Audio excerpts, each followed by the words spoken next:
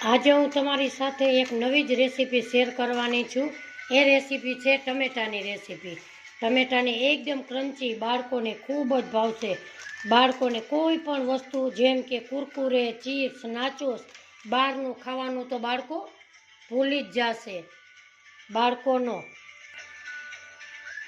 નાસ્તો 2 મહિના સુધી સ્ટોર કરી શકો છો અને એન્જોય કરી શકો છો। તમે પણ ચોક્કસથી ટ્રાય કરજો। આજની મારી રેસીપી તમને ગમે તો મારી ચેનલને લાઇક, શેર ને સબસ્ક્રાઈબ કરવાનું ભૂલશો નહીં।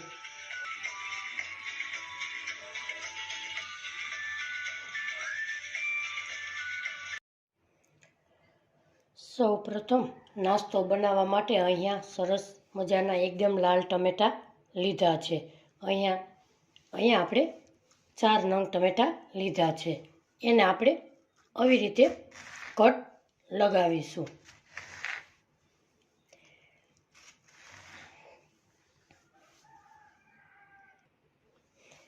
એકદમ પલ્પવાળા ટમેટાનો ઉપયોગ આપણે અહીંયા કરીશું। એકદમ આસાનીથી એકદમ ઇઝી રેસીપી છે।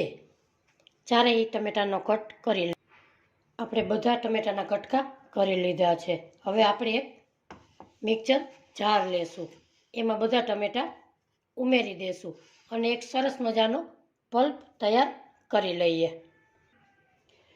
આપણો ટમેટાનો પલ્પ એકદમ સરસ થઈ ગયો છે। હવે આપણે એક બાઉલ લેશું, એની માથે એક ગળણો રાખીશું અને પલ્પને આપણે અંદર બધું કાઢી લઈએ, એટલે એમાં બિયા કેવું હોય તે નીકળી જાય છે। ગાળવો એ ખૂબ જ જરૂરી છે। એવી રીતે પલ્પને આપણે ગાળી લઈએ।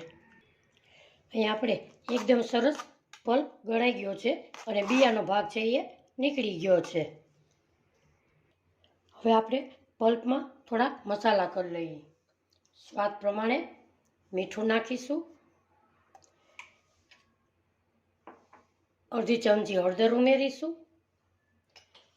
અને નાની ચમચી તીખાની ભૂકી નાખીશું। એને આપણે આવી રીતે મિક્સ કરી લઈએ। અહીંયા આપણે બધું સરસ મિક્સ થઈ ગયું છે।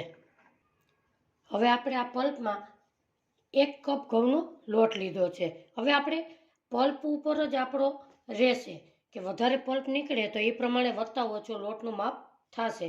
થોડો થોડો ઉમેરતા જશું અને લોટને આપણે કઠણ પૂરીની જેમ બાંધી લેશું।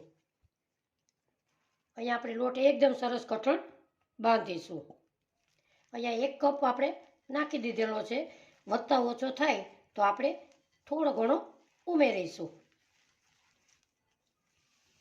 અહીંયા આપણે થોડોક એવો લોટ હજી આપણે ચમચા જેટલો ઉમેરીશું।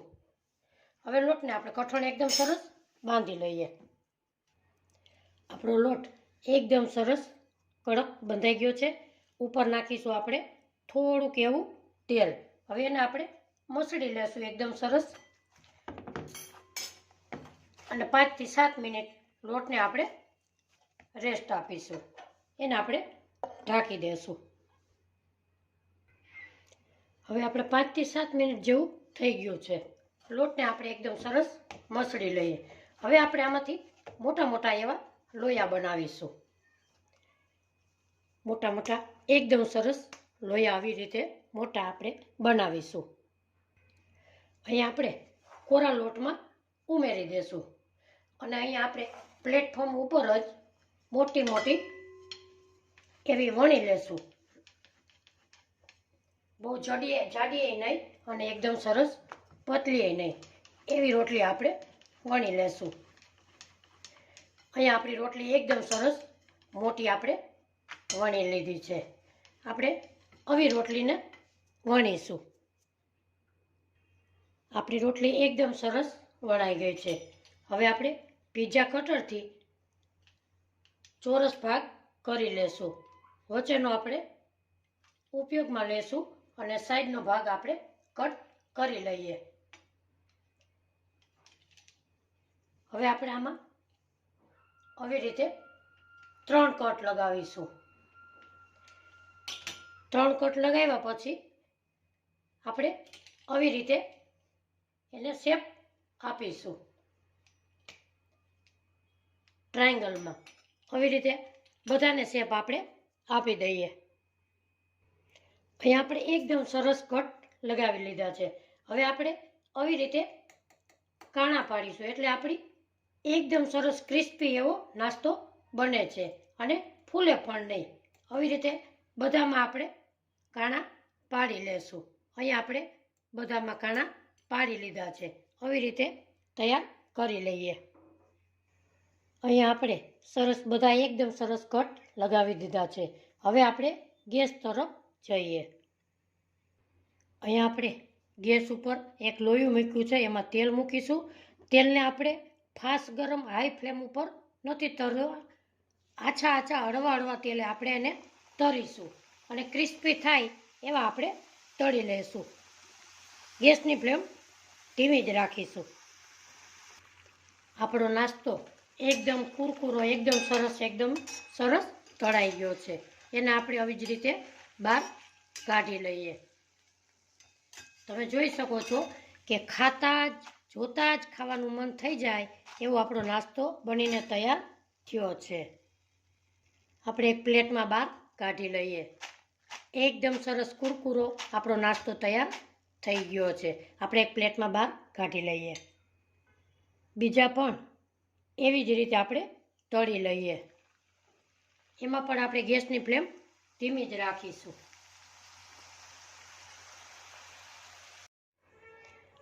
અહીંયા આપણો ચટપટો નાસ્તો તૈયાર થઈ ગયો છે. હવે આપણે સર્વ કરી લઈએ. આપણા નાસ્તાને ચટપટો ટેસ્ટ આપવા માટે થોડોક આપણે એક બાઉલ લેશું. એમાં આપણે મસાલો તૈયાર કરી લઈએ. અડધી ચમચી કાશ્મીરી લાલ મરચું ઉમેરીશું. અડધી ચમચી મેગી મસાલો નાખીશું. અડધી ચમચી સંચળ નાખીશું.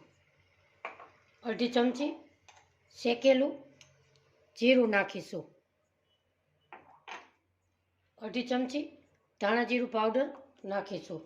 અડધી ચમચી ચાટ મસાલો નાખીશું. એને આપણે મિક્સ કરી લઈએ. અહીંયા આપણો મસાલો એકદમ સરસ ટેસ્ટી તૈયાર થઈ ગયો છે. આપણે એક મોટું વાસણ લેશું. એમાં આપણે નાસ્તો બનાવ્યો હતો એ અંદર નાખીશું.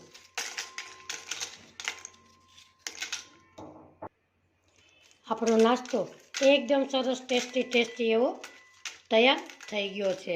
બજારમાંથી લઈ આવો એવો જ આપણો નાસ્તો તૈયાર થઈ ગયો છે. એકદમ હેલ્ધી આપણો નાસ્તો. આપણે ઉપર મસાલો બનાવ્યો હતો એ અંદર ઉપર નાખીશું અને ચટપટો એકદમ સરસ ટેસ્ટી એવો સ્વાદ આવશે. તમે પણ ચોક્કસથી એકવાર ટ્રાય જરૂરથી કરજો. અહીંયા આપણે એકદમ સરસ મસાલો તૈયાર કરેલો છાંટી દઈએ. એકદમ સરસ કુરકુરા એવા આપણો નાસ્તો બન્યો છે. તો મિત્રો, આજની મારી રેસીપી તમને ગમી હોય તો પ્લીઝ વિડીયોને લાઇક, શેર અને સબસ્ક્રાઈબ કરવાનું ભૂલશો નહીં. વિડીયો પસંદ આવ્યો હોય તો કોમેન્ટ બોક્સમાં જરૂરથી જણાવજો આજની મારી રેસીપી તમને કેવી લાગી. ફરી મળીશું એક નવી રેસીપી સાથે. ત્યાં સુધી બધાને મારા જય શ્રી કૃષ્ણ.